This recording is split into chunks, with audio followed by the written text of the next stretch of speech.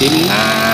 ามไปทานเบิ่งสร้างหมดเงินหลายปานใด700 ล้านหมด400 ล้านหมด500 ล้านสร้างบ้านนี้ได้จักปีแล้วมีคนมาบวชใส่จักคนได้5 ปีเลยได้แล้วมันบ่ทันมีจักเถื่อเนี่ยครูเนี่ยสร้างมาลงอุโปอยู่บ่มีแล้วสร้างไปได้ก็บ่มีผู้ใดสิมาเฮ็ดกิจกรรมยังใส่สิมในเมืองยังใครแน่มีคนมาบวชอยู่เรื่อยๆบ้านนอกเฮาหั่น10 ปีก็บ่มีผู้มาบวชใส่เทื่อนึงจังสิสร้างเฮ็ดหยังตัวสร้างห้องน้ำมันยังสิดีกว่าแต่ว่าในนี้ก็บ่แม่นลูกรู้ดูถูกมูลมั่งสังขยาของพ่อแม่ครูบาอาจารย์อันใดมีประโยชน์อันใดบ่มีประโยชน์นั่นน่ะกุฏิก็ดีสิมก็ดีหอแจกก็ดีสิ่งที่ยังมีคุณลักษณะอันมั่นคงยั่งยืนยังมีแต่หอแจกหมายความว่าสิ่งที่สนองบุญสนองคุณให้แก่ชุมชนได้ยั่งยืนแม่นหอแจกส่วนกุฏิบ่สิมบ่นี่ถูกตีถอยทั้งคุณลักษณะเกือบหมดมีหลายวัดห้างกุฏิหลังบักใหญ่หาพระสงฆ์สิอยู่ก็บ่มี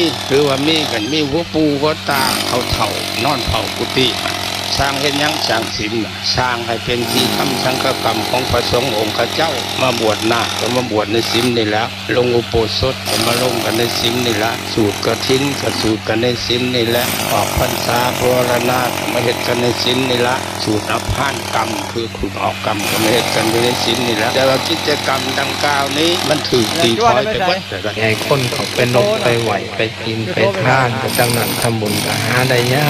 กไอ้ว่าบ้านเฮาไหนอยู่ในวัดใหญ่คนมาท่องเที่ยวคนไทยเขาเจ้าไปย้อนสู่บริจาคบริจาคเขาไปเตะเทียนเขาลบนกไหวคนลาวไปเห็นจักเทื่ออันสิน้ำใส่โบสถ์น้ำใส่ซิมน้ำใส่หัวแจกเป็นบุญเป็นกุศลนะโอ้ยก็น้อยมาแต่แกงเวียงจันทร์มาแต่หลวงความบางมาแต่ตักเต้เขามาไหวพระเจ้าใหญ่เขามาบริจาคทานบ่มีคุณค่าของสิ่งก่อสร้างตกต่ำคำขอดตีถอยทางคุณภาพตีถอยทางคุณสมบัติตีถอยทางคุณลักษณะบ่คุ้มค่าจักดิเป็นยังเขายังสร้างขนมมันตีถอยแหละยังเขาจะสร้างให้มันเป็นบอลลินนี่นะของเขาไปอาศัยลินอย่างนั้นงานหนักงานนี่ก็ไปงานนานเขาแจกนั่นชกให้คู่กับไผ่ไปลินอยู่นานตามบ้านนอกไม่ค่อยไปเห็นหลายบ้านเป็นเรื่องนั้นอันยังคู่ตายเลยก็เอาไผ่ไปลินพุทธนำบ่อกอศาลาแปลงมะคาไตเต่าปั่นเบารอล้อมคนสามกุศลปัวพญะ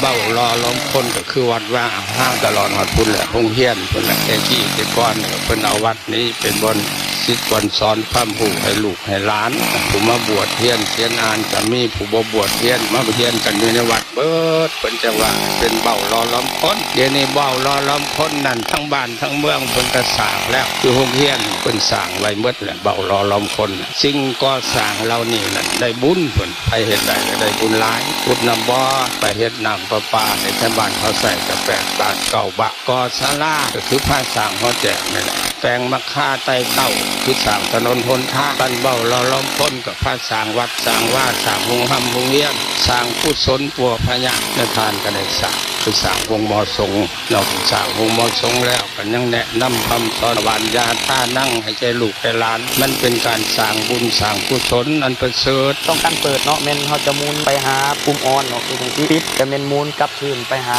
ออฟเนาะมีวิธีการเปิดการปิดกดเสียงอย่างไรฟังธรรมะสุขอันนี้กดไปครั้งที่1จะเข้าสู่หน้าการตั้งเวลาเนาะกดครั้งที่2เป็นการเชื่อมต่อเปิดอุปกรณ์บลูทูธเชื่อมต่อกับโทรศัพท์มือถือครั้งที่3เป็นการกดเพื่อฟังรายการวิทยุอื่นๆกดครั้งที่4เป็นการกดเพื่อเข้าไปฟังดีได้บันทึกอยู่ในเครื่องนี้ถ้าว่าญาติโยมเฮาอยากฟังหัวข้อใดก็แม่นสามารถกดตามรายการเลยกรณีเฮาอยากฟังหัวข้อธรรมะ23เฮาก็สามารถกดไปที่เลข2กับ3เนาะ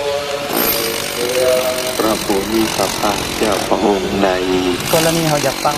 ธรรมะในหัวข้อ123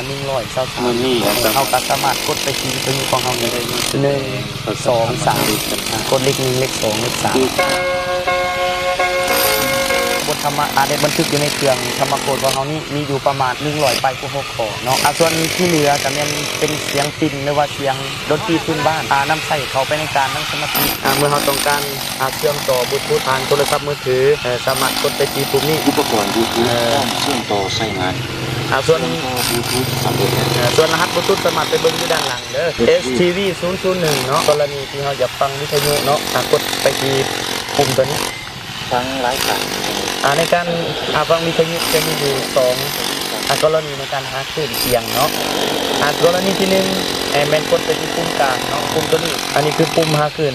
อัตโนมัติเนาะแม่นกดตัวนี้กดค้างไว้หรือว่าเขาจะหาคลื่นโดยตัวเองกรณีเขาจะฟัง 97.0 นี่ก็กดไปที่970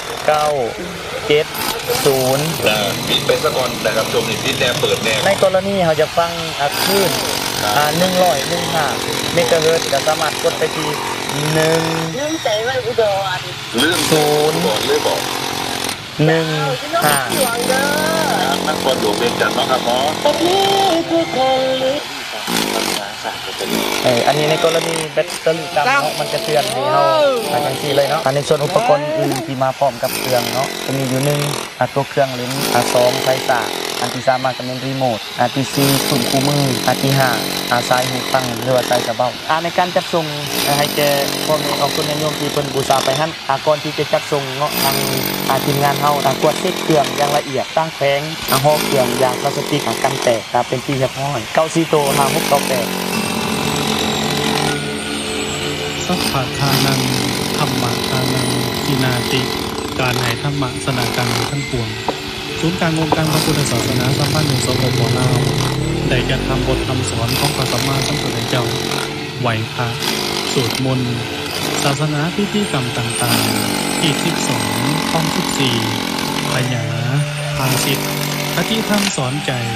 เพื่อให้เกิดความสงบจิตสงบกายสบายใจพร้อมนำไปใช้ในชีวิตในครอบครัวซึ่งรายได้จากการบูชาแมนจะได้มอบเขาของขึ้นการก่อสร้างอาคารประธานสงฆ์อาคารบริหารงานศูนย์กลางและอาคารตุกะอนุสรณ์ศูนย์กลางอพส.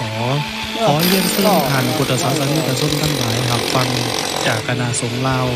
อันมีเสียงธรรมเทศนาขององค์พระยอดแก้วมหาวรรณรงค์บุญมหาเถรเจ้าอดีตประธานอพส.ศูนย์กลางเป็นเผ่าสุดสู้สังละปะเดปัญญังฟังด้วยดียอมมีปัญญา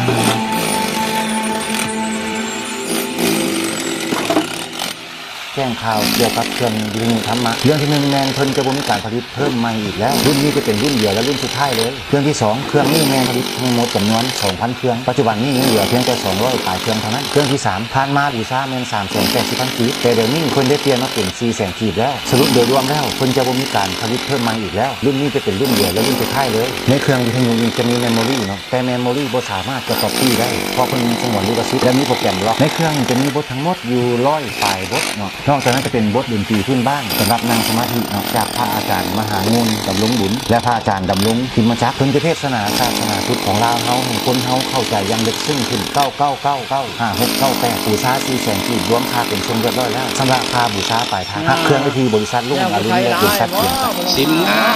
งามไปทานเบิ่งสร้างหมดเงินหลายปานใด700ล้านหมด400ล้านหมด500ล้านสร้างมานี่ได้จักปีแล้วมีคนมาบวชเสียจักคนได้5ปีเลยได้แล้วมันบ่ทันมีจักเทื่อเนี่ยครูเนี่ยสร้างมาลงอุโปอยู่บ่มีแล้วสร้างไปได้ก็บ่มีผู้ใดสิมาเฮ็ดกิจกรรมหยังใส่สิมในเมืองยังใครแน่มีคนมาบวชอยู่เรื่อยๆบ้านนอกเฮาหั่น10 ปีก็บ่มีผู้มาบวชใส่เทื่อนึงจังสิสร้างไปเฮ็ดในหยังตัวสร้างห้องน้ำมันยังสิดีกว่าแต่ว่าในนี้ก็บ่แม่นลุกลู่ดูถูกมูลมั่งสังขญาของพ่อแม่ครูบาอาจารย์อันใดมีประโยชน์อันใดบ่มีประโยชน์นั่นน่ะกุฏิก็ดีสิมก็ดีหอแจกก็ดีสิ่งที่ยังมีคุณลักษณะอันมั่นคงยั่งยืนยังมีแต่หอแจกหมายความว่าสิ่งที่สนองบุญสนองคุณให้แก่ชุมชนได้ยั่งยืนแม่นหอแจกส่วนกุฏิบ่สิมบ่นี่ถูกตีถอยทั้งคุณลักษณะเกือบว่าหมดมีหลายวัดห้างกุฏิหลังบักใหญ่หาพระสงฆ์สิอยู่ก็บ่มี